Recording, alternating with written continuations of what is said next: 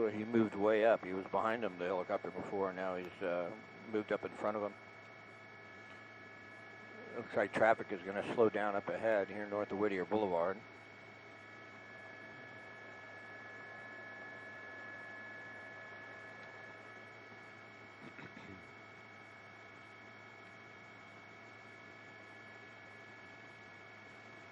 All right, if you are with us online, abc.com or Facebook, we appreciate you watching. What you're seeing is a pursuit, CHP, of a gray Honda Civic.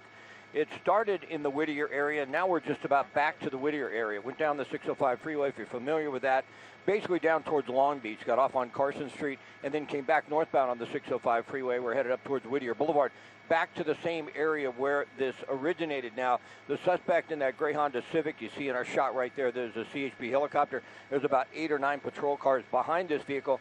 Has been driving rather tepid. We haven't seen extremely high speeds, about the speed limit. It looks like the vehicle is going to come up on some very slow traffic here, and that's when things can get very dicey. If the suspect would get out of the vehicle, if you had to make a felony stop on a freeway like this. And from what we can tell so far, the suspect just won't get out of the vehicle. It's a failure to yield.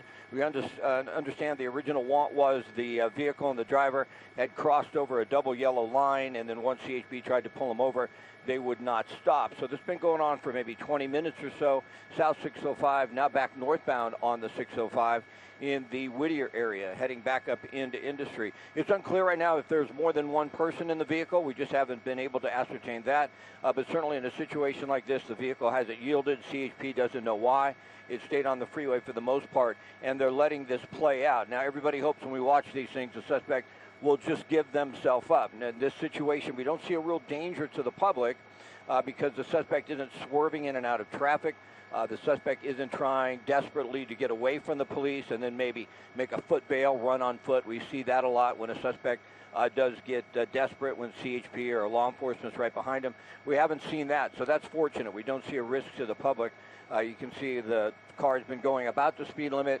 I can see up ahead a little further than what you can see, and when we get up towards Peck Road, which is just south of the 60 freeway, there's going to be an area where the traffic flow is really going to start to slow down quite a bit, and then it'll be interesting to see what the suspect does at that point. You know, CHP has to look at these things as if someone doesn't stop. They just have no idea what they're dealing with. The person could be armed. I'm sure they've run the plate by now. It didn't come back stolen, or we probably would know that. But they don't know if there may be mental health issues, drugs or alcohol involved. And, of course, they don't know if this individual could have a weapon. It's possible, so they have to keep that in mind in all these types of situations. And that's when it just gets so dangerous and these pursuits get so hard to really try and figure out as far as, what may happen. At this point, though, the vehicle is staying in the carpool lane. There's a CHP helicopter overhead. There was some talk of a spike strip, but in my experience, they don't really use spike strips on the freeway unless you're on a very long stretch of freeway in which you could shut down some of the traffic on the on-ramps and then put out spike strips and hope that the suspect drove over it. Situation like this, it would be very difficult. Now, once the suspect gets off of the freeway, if that happens, and starts to not drive too much faster than the speed limit, they can do a pit maneuver. 35, I think, to 40 miles an hour is about the maximum that they'll attempt that, but that works in conditions where if they know they hit the vehicle, it's not going to swerve, hit another car, and hurt someone. I doubt seriously in a situation like this on the freeway they would consider that. You can tell right now there's no danger to the public on the freeway because the vehicle's not traveling at a high rate of speed, and there'd be no reason to end this that quickly and endanger people by trying to stop it that way. But certainly at this point it appears with the helicopter overhead and with all the CHP patrol cars behind this vehicle, they're content to just follow and see what happens. They are right behind the vehicle. They haven't gone into surveillance mode. We've seen that in the past. They'll go into surveillance mode. They'll back up all of the patrol cars so the suspect doesn't see anyone behind him, and they'll just have the helicopter follow overhead. CHP has not chosen to take that strategy at this point in time, We are on the 605 freeway northbound, headed up into the City of Industry. Past that point, we'd be headed up into El Monte and then Baldwin Park. And at the end of the 605, you're all the way up to the 210, which is in the Irwindale area. But we do believe this is an area where the pursuit started on the opposite direction of the 605, southbound, away from the 60 freeway and Industry. And I've seen in the past a lot of cases when a suspect doesn't yield and they don't look like hardened criminals or really trying their hardest to get away, they will come back to an area they're familiar with. Now, but that's just pure speculation. It's unclear if the suspect may do that. I'm just mentioning that because we're back in the same area that we were at, or where we understand the pursuit originally started. You do see a little more aggressive driving there, out of the carpool lane into the fast lane. Speeds look to be just above the flow of traffic, so we're probably looking 65 to 70 miles an hour or so. And CHP, it looks like they're going to try and take the other lane.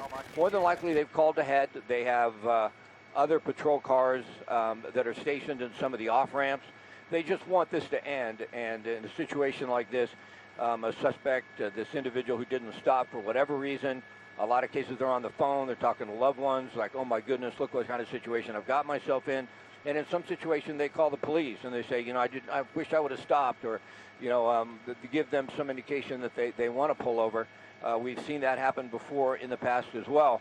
But, you know, watching these things, they can go on a long, long time in a situation like this, because CHP, the law enforcement agency in charge of this pursuit, isn't really anxious to stop it in a sense that it's endangering people.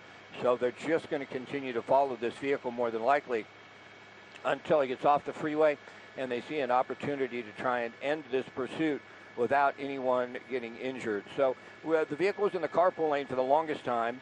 Now it's in the number 2 lane. This is the second lane or third lane from the left, but the fast lane is the number 1, into the number 3 lane. And as we continue northbound, if he stays in this right lane, he'll be able to get into the transition road that will put the vehicle onto the 10 freeway, the San Bernardino freeway. And you can see there on the off-ramp. Now it looks like the suspect has missed the off-ramp to Peck Road. That was Peck Road right there. And the next off-ramp will be a transition onto the 10 freeway. If he stays in the right lane, or she, we don't know if it's a man or a woman at this time, or how many people may be on board the vehicle. And you'll see if we pull out a little bit, there's an officer right there on the shoulder behind that semi. And the suspect continuing northbound.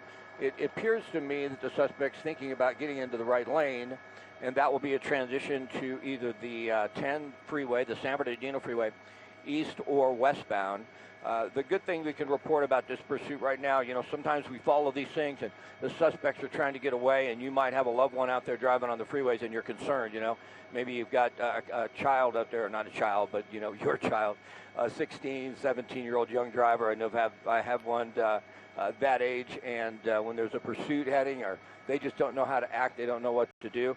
In this situation, the suspect isn't driving at extremely high rates of speed, and that is certainly comforting as far as the possible impact this could have on hurting someone.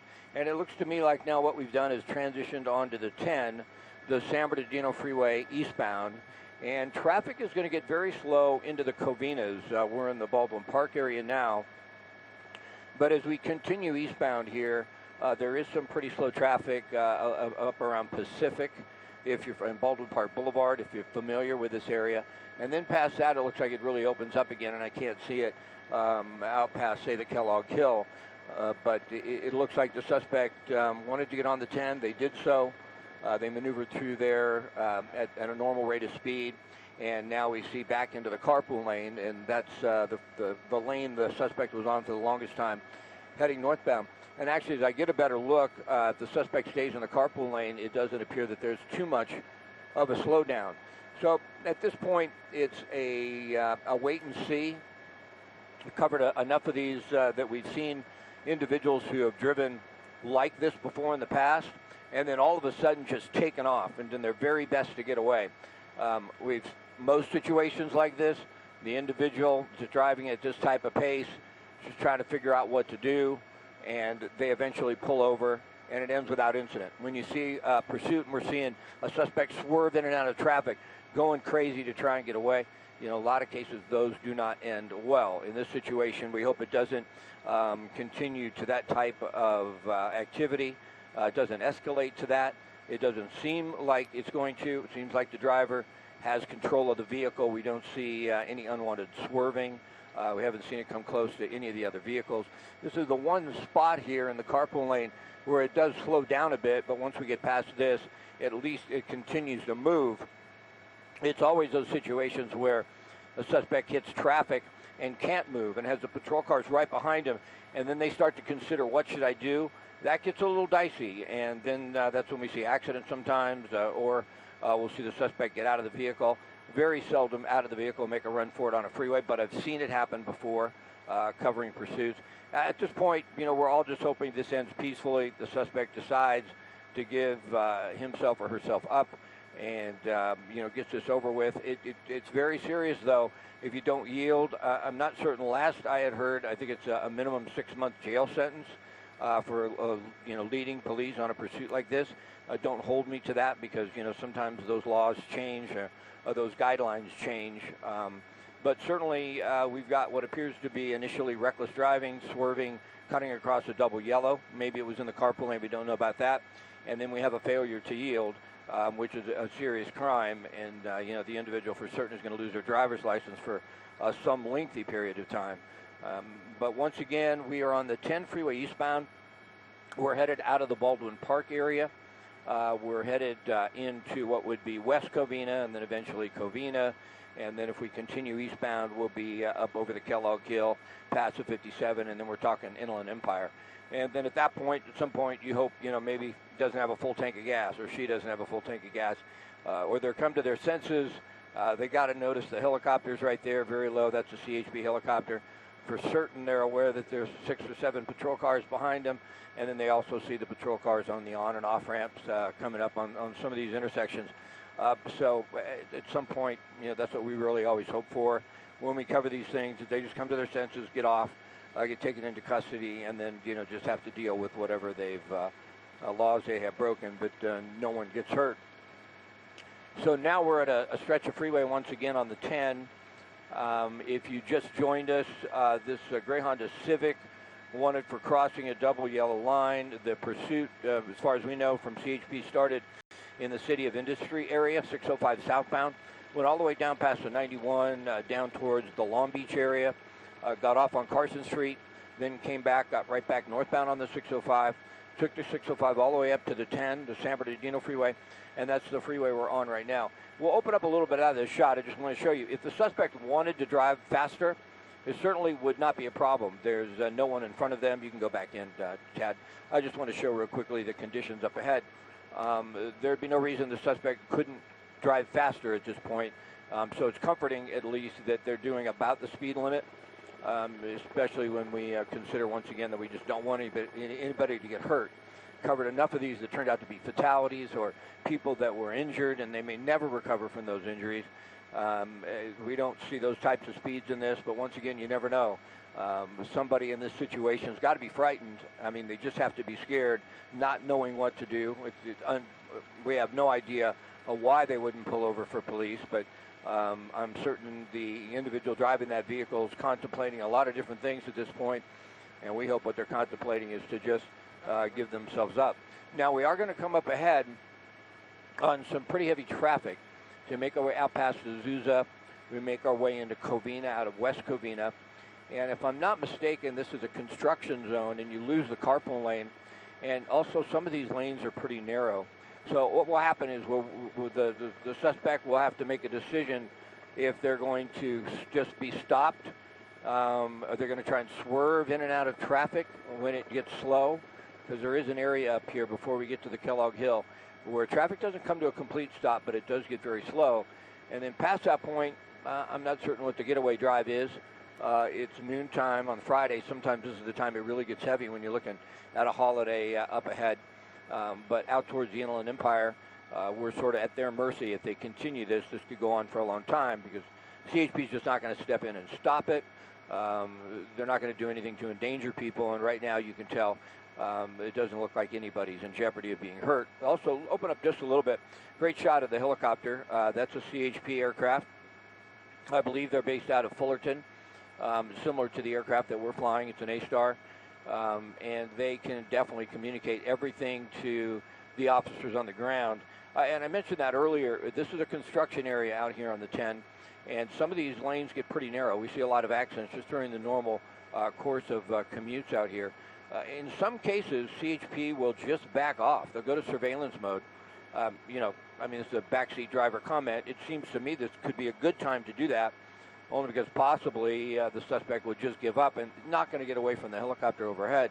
They're certainly going to be able to stay on them. But CHP may know a lot more than we do. Certainly they know a lot more than we do. They probably know who the suspect is.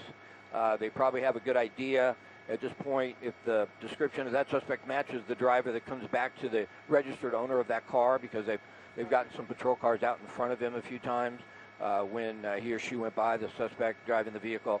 They probably know if it's a man or a woman. They probably know, for the most part, you can never tell for sure if there's more people inside the vehicle, but they probably can tell. They can get some sort of idea if there are more than just the driver on board that vehicle. And they probably have a good idea who it is, and they've chosen at this point in time not to go into surveillance mode, to stick with this pursuit. Now on the 10, the San Bernardino Freeway eastbound, headed into Covina. We passed Azusa, and up ahead will be the Kellogg Hill, and then continuing will be all the way out to the Inland Empire. You saw the helicopter a moment ago. We stagger with them. We don't get down to their level because we don't want to get in their way. And, extreme vision. Going real tight here, if you would, Tad. We'll see if we can get in all the way in on the zoom and get a real good look at the car. It doesn't appear to be any damage. I don't see anybody in that right seat. The rear windows are blackened out. We've been told it's a gray Honda Civic. Unclear what year, but no, we're good right where we're at. Just answering someone else's question there. But there's a tight shot of the vehicle. Yeah, let's try and get in front of them a little bit. I think we will. It's a good idea, and we'll see if we can look in through the windshield and maybe get a look at the suspect, maybe see if there's anybody in that passenger side. Right now, it doesn't appear so. And unfortunately, or fortunately, is how you look at it, there's no traffic up ahead now. I was hoping maybe if the suspect came up on stop traffic, they'd say, let's just stop this, let's get out of the vehicle and be taken into custody. And at this point now, we're just at their mercy because CHP is not going to stop it, so we could be following this vehicle for some time out towards the Inland Empire. We're just about coming up on the Kellogg Hill, and it does appear the suspect may have sped up just a little bit. Not much. We heard from CHP earlier the speeds are around 60 to 70. Could you go all the way in there, Tad, and see what we can see? Okay, we're all the way in. Thank you. So we haven't seen any extremely erratic driving or driving at extremely high rates of speed. And we are coming up basically on the Kellogg Hill. If you're familiar with this area, on the 10 freeway, you head, basically through West Covina, then up and over the hill, you get into San Dimas, you get out towards the 57. I got a glimpse at the 10 and the 57. There seems that there's another slowdown there. But if we're all the way in, we'll have to slow down a little bit and see if we can't get the vehicle to come on us and then up on us a little more. And we can go ahead and see if we can tell if it's a man or a woman driving the vehicle and if there's anybody else on board. Certainly that would be good to know. But if you haven't been with us for that long and you just noticed we're following this pursuit, it's CHP. It's that gray Honda Civic right there in the middle of your screen on the eastbound 10. Started, we believe, in the industry area, went down towards Long Beach on the 605, came back northbound, then got up back on that 605 north, went past the 60 to the 10, and now is headed eastbound on the San Bernardino Freeway, almost up towards the Kellogg Hill. And we're all the way in. And, a lot of times, if you're watching, if you're listening, you may see this a lot better than I do. I can't tell at this point if it's a man or a woman. Up in the helicopter, the monitor's not huge. Also, there's glare issues. It's really hard to tell sometimes. But it appears to me it's just the driver. I don't see anybody in the passenger seat. I see maybe a little movement there a moment ago, moving the arm. But it's hard to tell if that's anything, almost if they're leaning forward to look up. But I don't know if that's the case because they seem to be driving just fine. It appears there's no swerving in the vehicle. But there's a tight shot of it. We'll see if we can get more information from CHP as this continues. We see some movement there, and once again, I do not see. And Chad, do you see anybody in the passenger seat? All right, yeah, we do not see anybody in the passenger seat. And when the window's blacked out, you know, it's pretty difficult, if not impossible, to tell from our vantage point if there's anybody in the back seat. And you know, CHP will probably know that by now. But we're eastbound on the 10. That's a gray Honda Civic. We follow these things, and boys, I do look ahead though. I couldn't see out that far. Once you get to the 57, if you've ever driven the 10 eastbound, out you know, up and over the Kellogg Hill, that's where we're at right now, up through San Dimas, not far from Puddingstone Lake. And then when you get to the 57, 71, they merge there before you get out towards Pomona. And the traffic is stopped, so it will be interesting to see what happens when the suspect is presented with a situation where they can't really move. It appears it may not be completely stopped, but it's very, very slow. I can't tell how long that stretches. It looks out to the Pomona area, and I can't really see from the helicopter into, say, Ontario, Montclair, Ontario quite yet, because those would be the cities that it would end up in as it continues. You know, watching something like this from our vantage point, you know, we've got probably an hour and 20 minutes, hour and 15 minutes worth of fuel left. We would hope that it doesn't go that long. It's resources from the CHP that don't need to be used, that's for sure. You don't see it in your screen. I'm counting them, though. There are 5 patrol cars behind the suspect. We don't need to see them all. Stay on the vehicle, if you would, for me, Chad. And there's a helicopter overhead, and then they are stationing other patrol cars at some of the exits and the off-ramps, just in case the suspect decides to, you know, go crazy here and think they may be able to get away. So a lot of resources are being expended right here, a lot of money spent on following this individual. It didn't stop. You know, exactly why, we'll probably find out eventually. They appear to be driving just fine, though. We don't see any erratic behavior. They're making turns, seem to have complete control of the vehicle, maneuvering the vehicle. Up ahead, we will have some slow traffic, but the carpool lane, which starts up here in a moment, I believe, we lost it, the carpool lane in some of that area that was under construction. And that ramp right there is the 57 freeway overcrossing. And then you'll see the 71.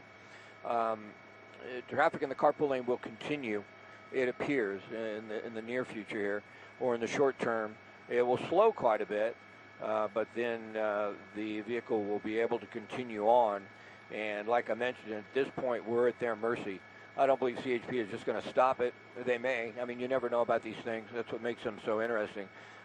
They may just stop it, but that's usually not what we see on the freeway with the vehicle traveling the speed limit. There's someone who just decided to pull over. They must saw the lights and sirens coming, or they saw the lights, they heard the sirens possibly. And this is where the carpool lane starts, and if you're in the main line, you can see it's pretty slow. But if you're in the carpool lane, and that could be an unmarked patrol car, there could be a spike strip there, it's possible. If that was an unmarked patrol car, it looked like it may have been. They would do something like that on the freeway if they thought they could. Push into the vehicle, and you push all the way in as tight as you can go. And yeah, it appears that may have, do you see a difference there? Does it look like that right rear may be maybe a little lower on the rim? I'm not certain about that, but that did look like an unmarked patrol car. And then you remember that vehicle that slowed down? I said they may have heard the sirens and saw the lights. They were sort of catty-corner, got away from that, so CHP may have had the time to not let anybody get in the carpool lane and set down a spike strip. But I don't, unless that's a run flat, I don't think so, because at these speeds, which is 60 to 70 miles an hour, I think we really know that something happened. So they may have tried that there, but it doesn't appear to me, if they did, that it was successful. Unfortunately, because like I said, you know, the 10 freeway goes a long way, all the way out past Palm Springs. And at some point, we'll see what happens with traffic, but, you know, 4 or 5 miles up ahead, I see absolutely no delays for the suspect. And I do see a vehicle, it looks like a truck, possibly in the carpool lane coming up here. Yeah, you can see that vehicle just went past that, but that didn't look like a That was Caltrans. It wasn't CHP, and Caltrans wouldn't be involved in any spike strip. And as I had mentioned earlier, spike strips are really unusual on the freeway. They can do it if the person is very predictable, and if they can, make sure they don't flatten somebody else's tires. It's really tough to do that on the freeway. They can, I've seen it done before, but usually not on a main line like this with a lot of other traffic. At this point, they're just content, it appears, to follow this vehicle. Several patrol cars right behind, and the CHP helicopter overhead. We're now in Pomona. If you ever come out to the fairgrounds, the Fairplex off-ramp is coming up. Just to the north of here is the fairgrounds. It's a pretty impressive place. As we continue eastbound, we're going to get into Montclair, then we're going to get into Ontario, and then, Montana, and then eventually the 10 freeway is going to take you out towards Banning and all the way out towards Palm Springs. So we certainly hope that it ends before that. If you just joined us, once again, I'll recap this. It started as this vehicle, according to what we know, crossing a double yellow line. CHP tried to pull him over, and that was it's on the 605 freeway southbound at the 60 in the industry area. The pursuit went all the way down toward the Long Beach area. The suspect got off on the Carson Street, got back on the 605 north. From there, doing the speed limit, from time to time coming up on traffic, just slowing though, not swerving in and out of traffic or trying to really get away. Came north on the 605, back up to the 10, past the 60 where it started. And now we continue on the 10 eastbound. We're still in Montclair, but after Montclair, I believe the next city is Ontario. And from what I can tell, from as far as I can see ahead, it doesn't look like there is any traffic that is going to slow this suspect. So we're just hoping, as I mentioned several times already, the suspect gives themselves up. I mean, this is just folly right here. It's just wasted time. It's just, a matter of time before this individual is taken into custody. Obviously, they're not even trying to get away. They know a helicopter's overhead. And as we get out into this area of the freeway here towards Ontario, where we don't see as much traffic, I'm trying to look ahead and see. Let's see if we can catch up a little bit and get a little tighter, if you would, for me, Austin. If maybe CHP is thinking about trying to get a spike strip in that carpool lane. It would work. It wouldn't be dangerous. It's just that you've got to get it out quickly, and then you have to be able to get it back up before the next vehicle behind that vehicle hits it. And it doesn't happen often, doing 60 to 70 miles an hour on a freeway like this. I saw it happen not too long ago on a pursuit up on the 5 freeway headed northbound up towards Gorman, because they just shut down one of the on-ramps completely to the freeway. And then once that suspect got up, a little further north, there's such a long distance in between the on-ramps. They had, several miles where they could put out a spike strip, and they were successful in that. But it'd be really difficult to do that here on the 10 freeway headed into Ontario. Gray Honda Civic. No idea how long or how much fuel on board that vehicle, unfortunately. We'd love to know that. We have to plan out our fuel stops in the helicopter when we're over pursuits like this. It's always something we keep in mind, what fuel we have on board, obviously, but not just our fuel load, but, where the next stop is for fuel. Because, once you get a little further east, not all the airports have them. I'm not sure that they have fuel at Banning. We have to double check and try and make certain that we plan out our fuel loads so that there's an airport we can get to without much trouble, and that does fuel us quickly, because some airports, you can't, you don't go into LAX to get fuel in a helicopter. If you didn't know that, now you do. It's just that they're so busy you would not get fuel, and you don't land at LAX. You can go into Long Beach. You can go into some other airports. We can go into Ontario. So we have a lot of options out here in the Inland Empire. San Bernardino Airport, we can get fuel there. But if where we're at basically is the 10 freeway. I think we're coming up on the Montclair off-ramp, if I'm not mistaken. We're in Montclair, and I think that's the off-ramp, Montecito possibly. And the speeds that we've been given are 60 to 70 miles an hour from the CHP. Open up a little bit. We'll show you the cars behind him just for a moment, or her. We haven't been able to figure out if the man or woman driving the vehicle. You can see the patrol cars there. 4 of them now, helicopter overhead. A lot of resources being deployed on this individual. And it's been going on for some time now. I mean, we're coming out through Montclair into Ontario, and it went all the way down into Long Beach, started in Industry. Now we're back on the 10 freeway. There's not much traffic up ahead, although now that I get a better look, as we do get closer out towards, I believe it might be 4th Street, out towards the Ontario area, it's way up ahead, we may have some stop traffic. So there's one of those situations we talked about before. You really get some sort of sense of what this suspect is willing to do to get away if they come up on stop traffic, and it's a little dicey in situations like that. That's when we see accidents. That's when we see people get hurt from time to time if the person's not willing to just stop. And if that happens, if the vehicle gets in some traffic up ahead here that is stopped, I can tell the westbound side is stopped. The eastbound side, I just can't see it well enough yet behind some trees that you're going to see coming up here. But the CHP officers behind the suspect, once they come to a stop, they'll open their doors and they're going to draw weapons on this individual. That's just the way these things go. They don't know if the suspect could be armed. They're not willing to stop. CHP and law enforcement, obviously they don't know why. They'll open their doors. They'll have a loudspeaker that tell the person to get out of the vehicle. Sometimes they tell them to throw the keys out. They'll want them to keep their arms up. They want to make sure they realize not to make any quick movements because officers just don't know if the individual could be armed, and they have to be willing to protect themselves. Now, I mentioned to you we had some heavy traffic on the freeway. You're going to see here in a moment, open up just a little bit for me, Tad. There's an accident on the 10 westbound, and I could only see the westbound delays. You're going to see there's a crash there on the westbound lanes. From a distance, I couldn't tell if it was affecting the eastbound drive, and the suspect is on the eastbound side, and you can tell now it is not. So it looks to me like it could be smooth sailing all the way out into high desert if the suspect just continues on like this. And, at this point, it's just a matter of time. I guess they're feeling like they want to spend as much time as a free person as possible. They're going to be taken into custody. They're certainly not going to get away. And it's folly. There's no doubt about that. And it's certainly a waste of resources. But if you're continuing to follow us, we appreciate that. We're coming out into the Ontario area. You can see Ontario Airport. You can see all the snow that we still have up there on Big Bear. So you can still go snowboarding and skiing. And this suspect does not seem to be deterring from what he has done from the moment this started, and that is to just stay in the far left lane or the carpool lane.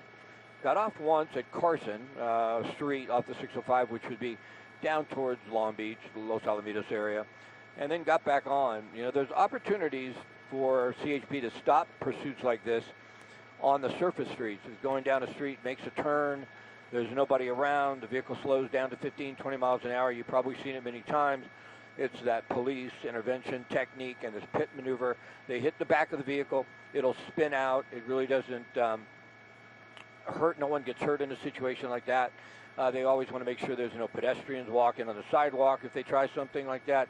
But you can't do that on a freeway at 60 or 70 miles an hour. The vehicle could flip over, could go up over that K-rail into opposite direction traffic. It could cause, an accident. It would endanger people's lives. So in a situation like this, there's not much of an option. Now, sometimes the option is, let's go to surveillance mode. And what will happen is, and we have the highway patrol airplane overhead. I don't see him too often. Usually it's a helicopter. The helicopter may have had to go for fuel. No, the helicopter's still right overhead, but we have a CHP airplane that joined us as well, possibly because this could go on for some time, and the endurance of an airplane is so much higher than the endurance of the helicopter. We burn fuel so quickly in the helicopter, and we can't carry that much compared to what their plane can do. And, if the suspect continues doing what they're doing, this could go on a long, long time. There's a bit of a slowdown coming up. This is the 4th Street off-ramp, I believe. You take right next to Ontario Airport.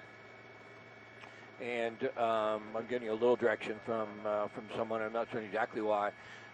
But it looks like if he stays out of the carpool lane and starts to get into another lane, last time we saw the suspect do that is when they were going to get off of the freeway or transition to another freeway. So this whole time, for the most part, The MO of the suspect has been to stay in that carpool lane at 60 to 70 miles an hour, not swerve in and out of traffic. And now that we see the vehicle getting into the center lane, there's a good chance that he may decide to maybe get off on one of these off-ramps, may decide to get off on the I-15, which is coming up ahead. That's certainly a possibility, because every time we saw the suspect in this vehicle, almost every time get out of that carpool lane, it's because they were considering changing or getting off the freeway or changing freeways. Let's see if we can't get you an off-ramp here in a moment. I believe we're just a Beam, Ontario Airport. We're about 3 miles or so from the I-15 freeway interchange. That may have been a patrol car there on the shoulder, and you can see the slow traffic coming up ahead. I'm not certain exactly why the suspect is slowing down this much, and he may be getting off on the off-ramp here. So, Christina.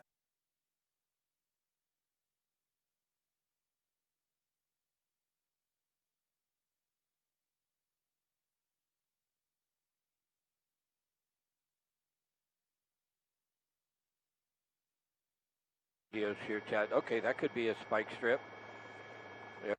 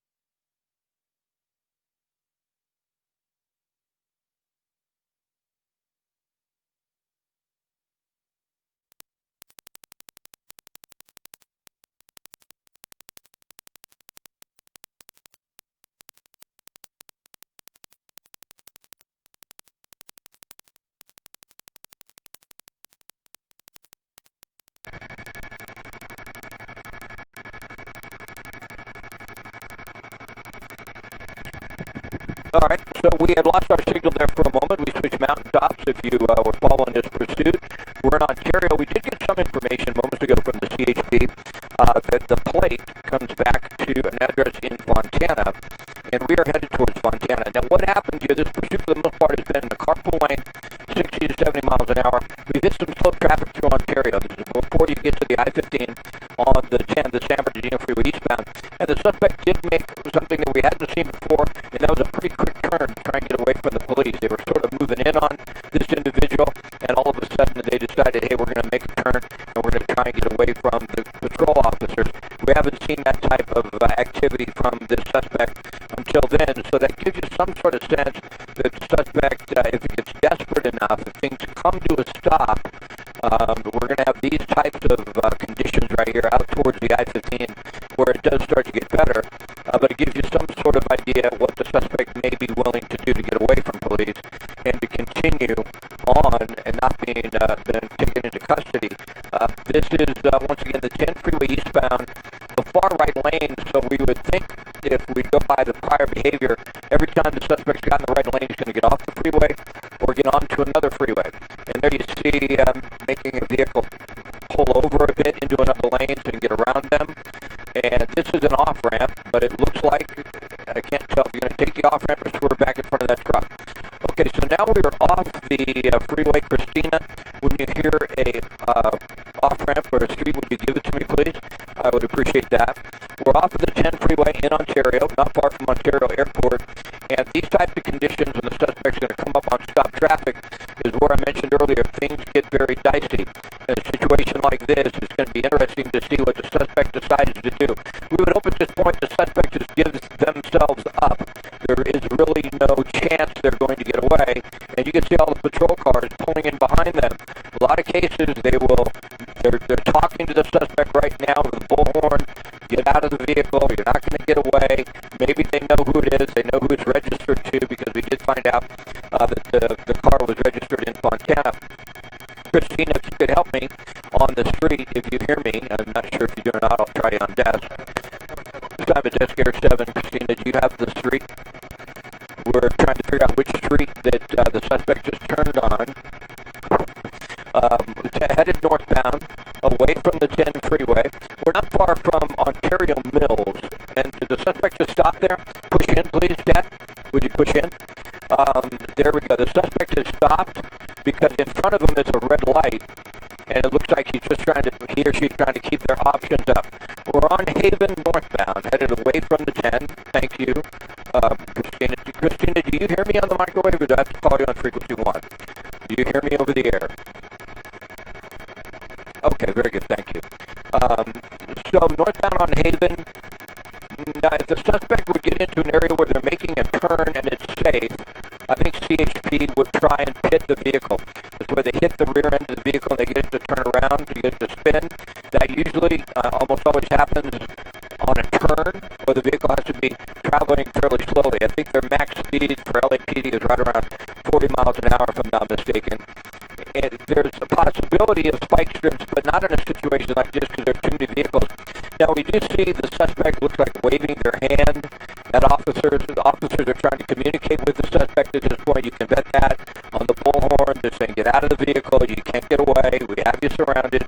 It still appears to us there's just a driver in the vehicle, but the windows are blacked out.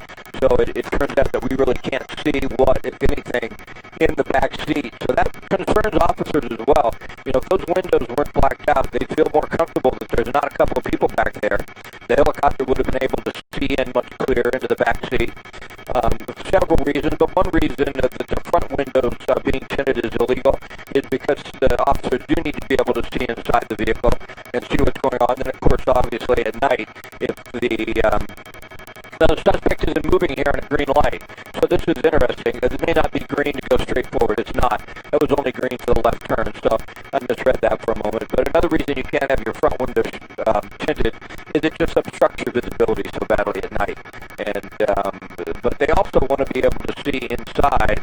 They can't see in the back. It's perfectly legal to have the rear view, the rear mirrors, the rear windows, and the back window tinted. But it does make it much more difficult for officers to be able to see inside that vehicle. We're northbound on Haven. It looks like we're just stuck with this Friday afternoon stoplight traffic.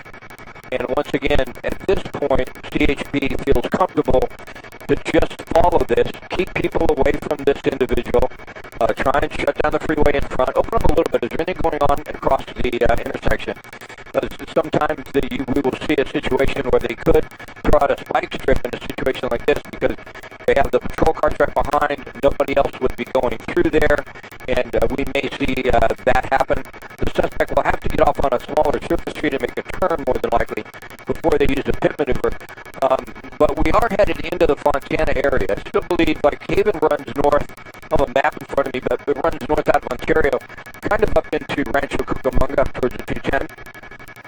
But it's very close. A little further east would be the Fontana area, and that's where we understand the vehicle's registration came back to. That would be Fontana. A gray Honda Civic just went through 4th Street on Haven northbound. Started probably, I'm thinking, thinking, Christina, you can help me out, maybe an hour ago on the 605 freeway southbound. I think we're coming up, just about an hour.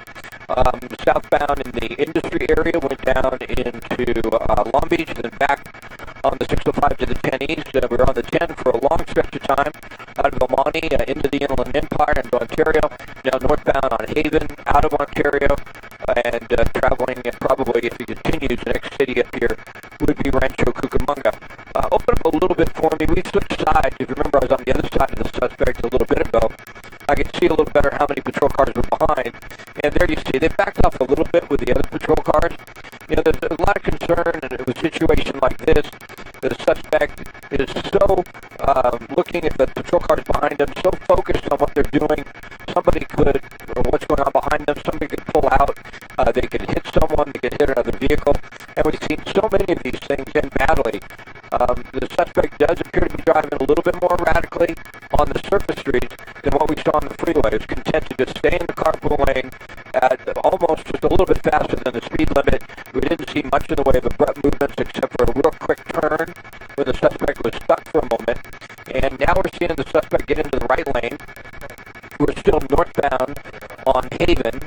And we have a CHP airplane overhead. We also have the CHP helicopter overhead below us. So they've got a good idea. They can use their radios to tell other law enforcement agencies if they get involved, where the suspect is heading. You get into some of these other jurisdictions, and obviously law enforcement. We're going to make a right turn here, it looks like. And can you read that real quick for me? Arrow. So it looks like, is that Arrow Highway? We're on Arrow Highway, I believe. We just made a right turn, and this would put us into Fontana. If the suspect stays heading eastbound here, eventually it'll get out to the I-15, and then not far from there is the Fontana Speedway. So we are coming up on the Fontana area. This is an industrial area as well.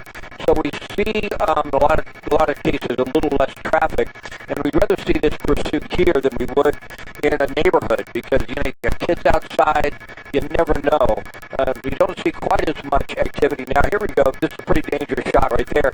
In oncoming traffic, swerving across there, off of Arrow, making a northbound turn, and I'm trying to get that street. Looks like turning northbound on Milligan,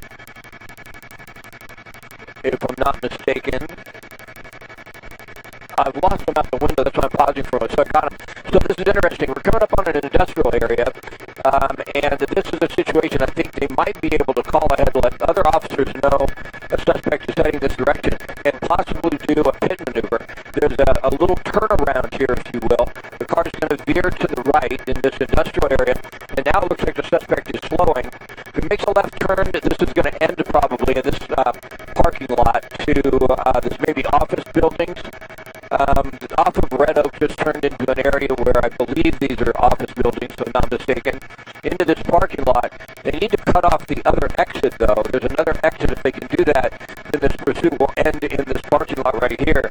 And it looks like the suspect may have just turned around behind that tree and maybe handed something off to someone else, or did they get out of the vehicle? If that was the driver, I couldn't quite tell. Now my cameraman's telling me they got out of the vehicle. There he is right there. It looks like the car was rolling. Officers have their guns drawn. I'm not sure if the suspect is down. It looks like he may have obeyed the officers and laid down. Yep, he's standing up. He's being confrontive, combative with the officers, not listening. Extremely dangerous situation like this. It looks like the door may be locked. If we can stay on that, it looks like the suspect cannot get inside there. There are workers on the roof. I can't see the name of that business there. I can't read that. Maybe somebody could do that for me. I just can't read that with what I've got going on here right now on this monitor. But it looks like the suspect's not able to get inside. And officers at this point have guns drawn, telling him to get down. There he goes. He's backing up towards officers down on his knees. That's great news because you really worry when the suspect doesn't obey the officers. He makes a quick movement. He could be shot or killed. And we've got some exhaust in there. But it looks like a family medicine place, office building. They may have locked the doors. It looks like trying to get them to let the dog go. So the canine's up on the suspect. Now the officers are moving in, and it looks like this will be over here in just a moment. The suspect has been taken into custody now, or at least that's happening at any second. You can see how effective the canine officer is, the dog.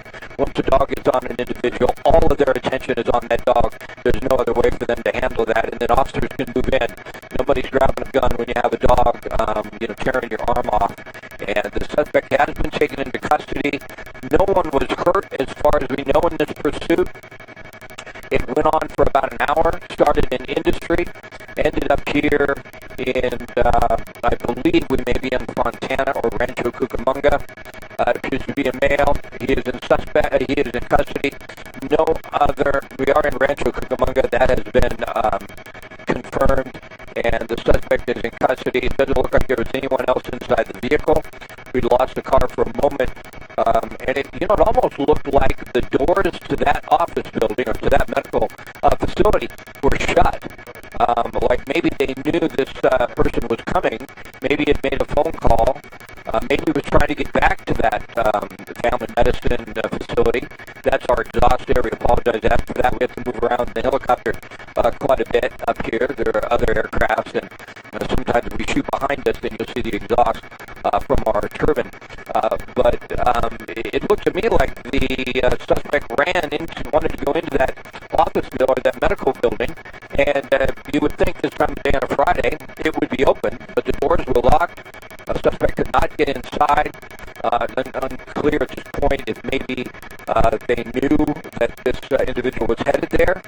But I think the main thing is any threat to the public is over. The suspect is in custody. No one was injured. No other cars were hit. We've seen so many of these end so badly, but certainly a foolish endeavor by the suspect for whatever reason.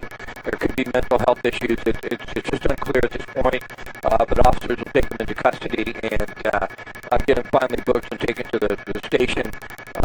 But we're just happy to report that no one was hurt, and the suspect has been taken into custody, and any possible threat to the community is now gone, and just a lot of paperwork that has to be done, and trying to figure out exactly why this individual wanted to lead them on such a long pursuit. But no one was hurt. And we appreciate you watching this with us. A lot goes into doing this in the helicopter. It's a lot of fun from my vantage point. Obviously, it's something that's very interesting. When you watch this, we wish they wouldn't happen. There's no question about that. But you can sort of see what happens with the officers, too, where they're running into a situation where they just don't know what they're dealing with. They don't know if there's a couple other guys in the back seat. They don't know if there's somebody in the trunk of that car. They don't know if that suspect could have had a weapon and shot at them. And those are things that we've seen happen many, many times. And that looks like that could be a family member. So we may be looking at an issue where there's a mental health issue. It was a medical facility that this man tried to get back into. The doors were locked. For now, they're keeping that woman away from the male suspect next to the patrol car, but more than likely that's family. And when you see a situation like this, the first thing you think of, or at least I think of, is possibly a mental health situation, trying to get back to the medical facility. The parents or these family members, hard to say if they're parents or not, they must have known. They couldn't have gotten here this quickly, so they must have been on the phone with the suspect when he was driving, and they must have had some indication that he was going to head here. And maybe that's why the doors were locked to that facility, because the suspect had indicated to someone that he was headed there. But it is over now. The suspect's in custody. Once again, no one was hurt. We're always happy to report that at the end of something like this. It didn't really affect traffic. If you're just watching, you're just coming with us right now, it didn't affect the drive on the 10 for the most part, or the 605. There were no accidents that left over heavy traffic or anything like that. It all ended here in Rancho Cucamonga, and we are happy to report that it's over. They've just told me we're going to be on this about 2 more minutes, so what I'd like to do is pull out a little bit and give you a little perspective. Obviously, the suspect knew this is where he was heading. This is looks like a parking lot to several medical buildings. I'm not certain. One was a family medicine building, if I'm not mistaken. And you can see once the suspect pulled in, went specifically right to where that tree is, got out of the vehicle. I don't know if we can roll back tape if we do that in situations like this. It may be a little difficult in a short time period. But the suspect got out of the vehicle. It looked to me like the vehicle actually rolled. That's why I didn't know if he was trying to hand something off to someone who came out of the building or not. But it was the driver. He got out. He tried to get into the building, and the doors were locked. There was a few tense moments there where officers had their guns drawn. They're obviously trying to communicate with the suspect, and he wasn't cooperative. And then all of a sudden, they let the dog go. They let the canine go, and the dog jumped on the suspect's, I think it was his right shoulder, right arm. And at that point, officers felt comfortable moving forward and taking the suspect into custody, because when you have the dog on you, it's not like that individual is going to have an opportunity to grab a weapon and endanger the lives of the officers. They're going to get him some medical treatment. Paramedics are headed this way. It's hard to say how badly he was hurt when the dog was on him. He was only on him for a few moments, though. More than likely, in most cases, when a dog does that, the suspect will put their arm out, and their arm can get mauled up pretty badly. But it does make taking the suspect into custody much easier for the officers, and that's what happened